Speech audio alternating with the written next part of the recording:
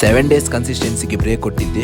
Good morning. ಇವತ್ತು day 30 of my challenge. ಬೆಳಗ್ಗೆ 5 ಗಂಟೆಗೆ ಎದ್ದು ಇವತ್ತು ಸ್ಮಾಲ್ ಎಕ್ಸಾಮ್ ಇತ್ತು. ಎಕ್ಸಾಮ್ಗೆ ಸ್ಟಡಿ ಮಾಡಿ ನನ್ನ ಮನೆಯಲ್ಲಿ ಇಲಿಗಳ ಕಾಟ ತುಂಬಾ ಇತ್ತು. ಸೊ ಅದಕ್ಕೆ ನಿನ್ನೆ ರಾತ್ರಿ ರ್ಯಾಟ್ ಟ್ರ್ಯಾಪ್ ಗೆ ಒಂದು ಫುಡ್ ಹಾಕಿ ಇಟ್ಟಿದ್ದೆ. ಸೊ ಇಲ್ಲಿ ಸಕ್ಸಸ್ಫುಲ್ ಆಗಿ ಅದಕ್ಕೆ ಬಿದ್ದಿತ್ತು. ಅದನ್ನು ತಗೊಂಡೋಗಿ ದೂರ ಬಿಟ್ಟು ಬಂದೆ. ಹೋಗೋ ಮುಂಚೆ ಚಿನ್ನಿ ಅದರ ಜೊತೆ ತುಂಬಾ ಆಟ ಆಡ್ತಿತ್ತು ಅಂಡ್ ಅದನ್ನು ಬಿಟ್ಟು ಬಂದ ಮೇಲೆ ಟ್ರ್ಯಾಪ್ ಅನ್ನೇ ನೋಡ್ತಿತ್ತು. ಬೆಳಗ್ಗೆ ಅಮ್ಮ ವೈಟ್ ರೈಸ್ ಮಾಡಿದ್ರು. ವಿಸಿಲ್ ಜೊತೆ ಸ್ವಲ್ಪ ಮಸ್ತಿ ಮಾಡಿ ವೈಟ್ ರೈಸ್ ಜೊತೆ ಮೊಸರು ಹಾಕಿ ಊಟ ಮಾಡಿ ಕಾಲೇಜ್ಗೆ ಹೋದೆ. ಅಂಡ್ ಕಾಲೇಜಿಂದ ಮನೆಗೆ ಬಂದು ಚಹಾ ಕುಡ್ದು ನಂದು 7 ಡೇಸ್ ಕನ್ಸಿಸ್ಟೆನ್ಸಿ ಬ್ರೇಕ್ ಆದದ್ದು ಹೇಗೆ ಅಂದ್ರೆ ಬ್ಯಾಂಗ್ಳೂರ್ಗೆ ಹೋಗಿ ನನಗೆ ಜರ್ನಿ ಮತ್ತೆ ವಿಡಿಯೋಸ್ ಅನ್ನು ಮೇಂಟೈನ್ ಮಾಡ್ಲಿಕ್ಕೆ ಆಗ್ಲಿಲ್ಲ. ಬ್ಯಾಂಗ್ಳೂರಿಂದ ಬಂದು Mangalore to Bangalore and Bangalore to ಮ್ಯಾಂಗ್ಳೂರ್ದು ವಿಡಿಯೋ ಮಾಡಿ ಹಾಕ್ಲಿಕ್ಕೆ ನನಗೆ 3 ದಿವಸ ಹೋಯ್ತು. ಡ್ಯೂರಿಂಗ್ ದೀಸ್ ಡೇಸ್ ನಂದು ನೆಕ್ಸ್ಟ್ ಡೇ ವಿಡಿಯೋ ಪ್ರಿಪೇರ್ ಮಾಡ್ಲಿಕ್ಕೆ ಟೈಮ್ ಸಿಗ್ಲಿಲ್ಲ. Also at same time college work ಕೂಡ ತುಂಬಾ ಇತ್ತು. ಅಂಡ್ ಈ 7 ಡೇಸ್ ಅಲ್ಲಿ ನನಗೆ ತುಂಬಾ ಕಲಿಲಿಕ್ಕೆ ಸಿಕ್ತು. ಅಂಡ್ ಆಲ್ಸೋ ಅಪ್ಕಮಿಂಗ್ ಡೇಸ್ ಅಲ್ಲಿ ನನ್ನ ಸ್ಕಿಲ್ಸ್ ಅನ್ನು ಇನ್ನು ತುಂಬಾ ಇಂಪ್ರೂವ್ ಮಾಡಬೇಕು ಹಾಗಂತ ಅನ್ಕೊಂಡಿದ್ದೇನೆ. Mainly content creating and life ಜರ್ನಿಯನ್ನು ಬ್ಯಾಲೆನ್ಸ್ ಮಾಡ್ಲಿಕ್ಕೆ ಕಲಿಬೇಕು. ಅಂಡ್